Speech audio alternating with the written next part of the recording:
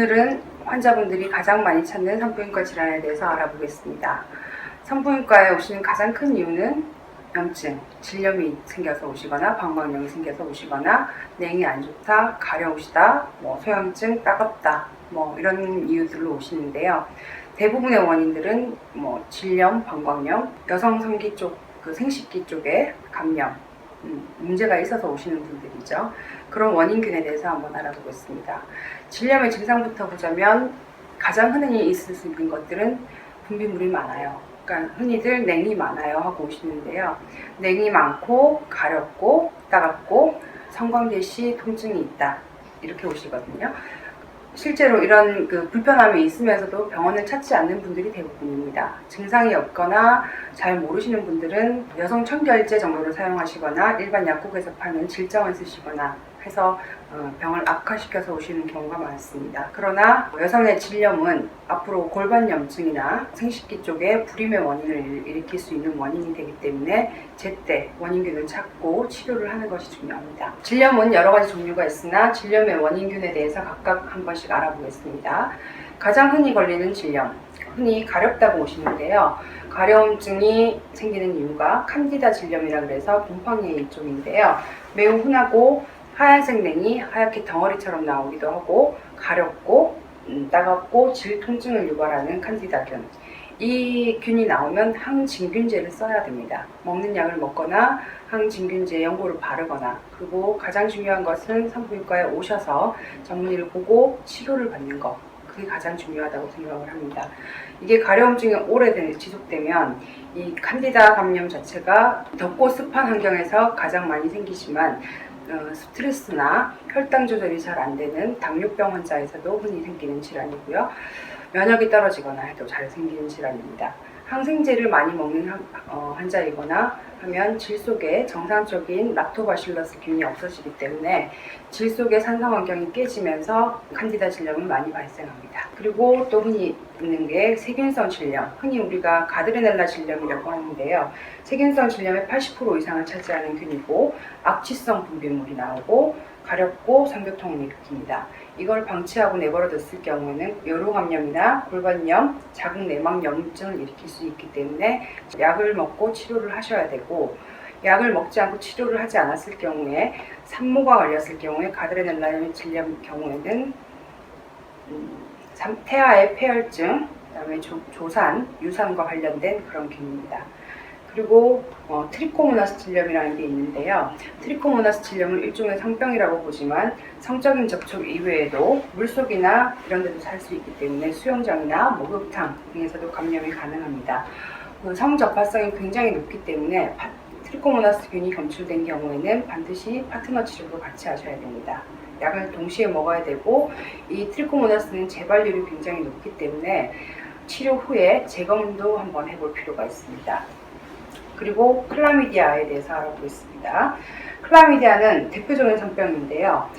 10대에서 30대, 40대 할 거 없이 가장 문제가 되는 클라미디아균인데, 이거는 클라미디아균은 감염이 되어도 70% 이상은 증상이 없기 때문에 대부분 이건 검사를 통해서 나타나는 거고, 클라미디아 감염이 생겼을 경우에는 분비물도 많지만 자궁경부가 빨갛게 헐어 있는 경우도 많이 있습니다.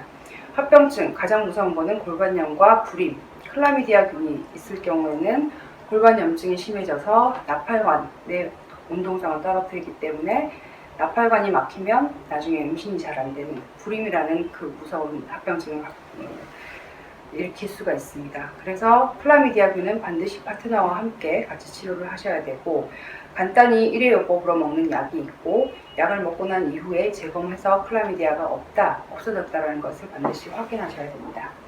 그리고 또 대표적인 성병, 임질이라는 균이 있는데요. 남자들이 주로 걸리는 균이죠. 그런데 이 임질을 치료하지 않은 남성과 관계를 하였을 때 임질은 굉장히 전염성이 높고 증상이 나타나지 않기 때문에 이걸 방치하게 되면 임질이 골반염이나 난관염, 불임의 원인이 됩니다. 그리고 자궁경부를 빨갛게 스트로베리 모양이라 그래서 딸기 모양으로 헐게 만들기 때문에 자궁경부 암의 발생률도 높일 수 있기 때문에 임질도 치료를 하셔야 되고요. 임질은 주사요법으로 치료를 하고, 반드시 남성도 같이 치료를 하셔야 되기 때문에 파트너가 비뇨기과 치료를 받으셔야 되는 그런 질환입니다. 그리고 다음 유레아 플라즈마 유레아 레티쿰이라는 균이 있습니다. 성관계가 있는 여성한테는 정상적으로도 발견될 수 있는 균이지만 증상이 있으면 질냉이 많아지고 분비물이 악취가 나고 하는데, 특별히 증상이 없어도 이 균은 과도하게 증식이 되면 골반 염증을 일으킬 수 있기 때문에 치료를 하셔야 되고, 유레아 플라즈마 유레아 레티쿰이라는 이 균은 남자 파트너도 같이 치료를 하셔야 되는 그런 균입니다. 그리고 또 한 가지 마이코플라즈마. 마이코플라즈마는 리케차 종류의 균인데요. 이것은 두 가지 종류가 있습니다. 유레아 플라즈마 호미니스라는 균이 있고, 유레아 플라즈마 제니탈리움이라고 하는 균이 있는데요.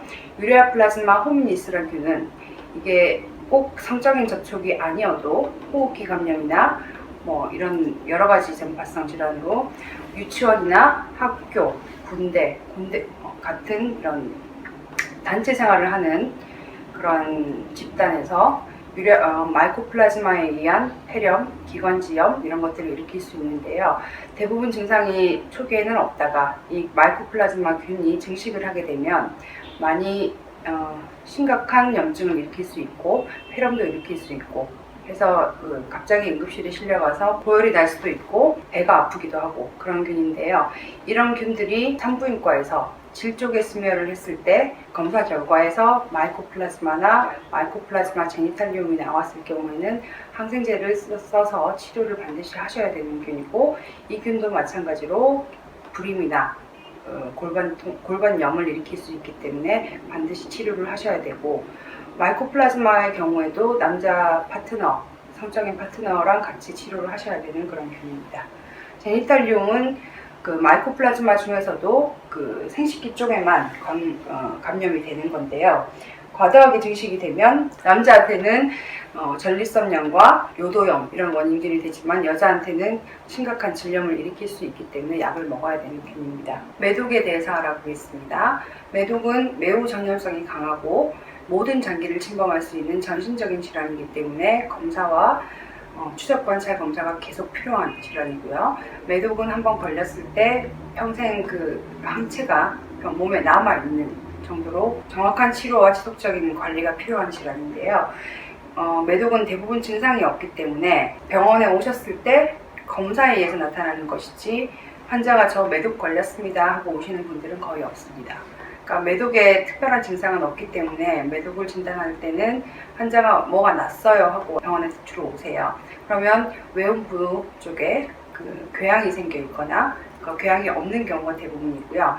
그러니까 질염 증상이 너무 심해서 매독 검사를 해보면 매독이 그냥 검출되는, 검진에서 나타나는 그런 질환입니다. 그러나 이것은 질염이나 골반염만 문제가 되는 것이 아니라 혈액 쪽으로, 혈청으로 옮겨다니는 균이기 때문에 이것은 긴 잠복기를 통해서 나중에 심장 혈관이나 뇌 이런 데도 신경 매독을 일으킬 수 있기 때문에 정확한 검사와 치료가 필요한 질환입니다. 마찬가지로 남자 파트너와 같이 치료를 해야 되는 그런 질환입니다. 헤르페스 바이러스에 대해서 알아보겠습니다. 헤르페스 바이러스는 단순 포진 바이러스라고 해서 말 그대로 외음부나 이런 데 포진을 일으키는 건데요. 처음에는 포진이 수포처럼 올라왔다가 이게 시간이 지나면서 궤양으로 변해서 터트려지면 굉장히 따가움과 가려움과 그다음에 궤양성 변변이 나타나는 건데요. 평소에 이 몸에 잠복되어 있던 단순 포진 바이러스가 몸이 힘들거나 면역력이 떨어질 때, 잠을 잘 못 자거나 피곤할 때, 이럴 때 증상이 올라옵니다. 자주 재발한다는 것이 문제고, 이 바이러스는 완치라는 개념은 없으나 이 바이러스가 한번 발병이 되면 전염성이 높기 때문에 이 헤르페스 바이러스에 의해서 병변이 생겼을 때는 성관계를 안 하셔야 되고, 이 바이러스가 태아한테도 영향을 미칠 수 있기 때문에 분만 당시에 헤르페스가 있을 경우에는 제왕절개를 하셔야 되는 그런 바이러스입니다. 이럴 때는 궤양 치료를 국소적으로 병원에 오셔서 국소적으로 궤양 치료를 받으시고 항바이러스제와 연고를 바릅니다. 항바이러스 연고를 사용해서 치료를 하는 것이고, 자주 재발하기 때문에 또 재발하면 병원에 내원해서 괜찮은지를 한번 확인하셔야 되는 그런 균입니다. 그러면 질염, 이렇게 흔히 생기는 질염은 어떻게 검사를 하는지 방법을 알려드리겠습니다. 간단한 맹 검사는 그람스테인과 웨스미어라는 방법으로 하는데요. 그람스테인은 질 쪽의 분비물을 깨끗한 면봉으로 이렇게 도마를 해서 슬라이드 글라스에 이렇게 묻혀서 보는 검사이고요. 웨스미어는 여기 물에 떨어뜨려서 이 균을 보는 검사입니다. 그러면 검사실에 의뢰를 해서 이 슬라이드 글라스에 묻혀진 균들을 병리사가 보게 되는데요. 병리사들이 이 그람스테인이라 그래서 염색약을 뿌린 후에 그람양성, 그람염성, 간균, 구균, 간구균 내지는 칸디다, 곰팡이성 질염 이런 것들을 보게 되는 검사입니다. 그러나 이 간단한 낸 검사인 그람스테인이라는 검사는 사람의 눈으로 병리사가 현미경으로 보는 것이기 때문에 이 유전자까지 봐서 어떤 균주가 나오는지 원인균을 정확히 찾기는 어렵습니다. 그리고 한 가지 정확한 검사는 STD 검사라는 유전자 검사가 있습니다.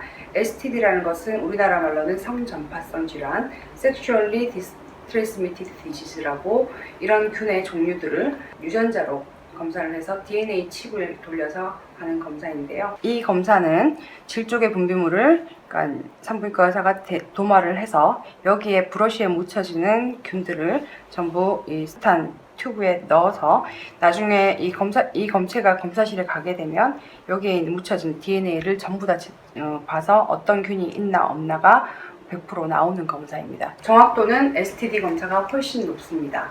당연히 기계로 돌리는 DNA 칩 검사이기 때문에 검사 결과에 따라서 치료 방침이 달라지고 파트너랑 같이 치료를 해야 되나 말아야 되나 이걸 결정하는 데 중요한 문제고 각각 질염의 원인균에 따라서 치료 약제가 다르기 때문에 STD 검사를 하면 정확한 치료를 할 수가 있습니다. 이 성전파성 질환이라는 거 STD라는 검사를 하자고 환자들에게 이야기하였을 때 저는 남편이랑 밖에 관계를 하지 않습니다. 남자친구랑 밖에 관계를 하지 않습니다. 라고 말을 하는 경우가 대부분 많은데요. 그런 경우에도 남자들의 요도염이나 전립선염 이런 균들은 그 남자가 다른 외도를 하지 않더라도 흔히 생길 수 있는 질환이고 흔히 있을 수 있는 균들을 여자친구나 부인에게 옮길 수가 있는 균이기 때문에 이런 원인균을 찾기 위해서는 STD 검사가 꼭 필요하다고 봅니다. 실제로 임상에서 저희 산부인과에 오셔서 진료를 받으시는 분들 STD 검사를 했을 경우에 DNA 검사에서 아무것도 없다라고 나오는 경우보다는 대부분이 여러 가지 균들을 복합적으로 가지고 계신 분들이 많이 있는데요.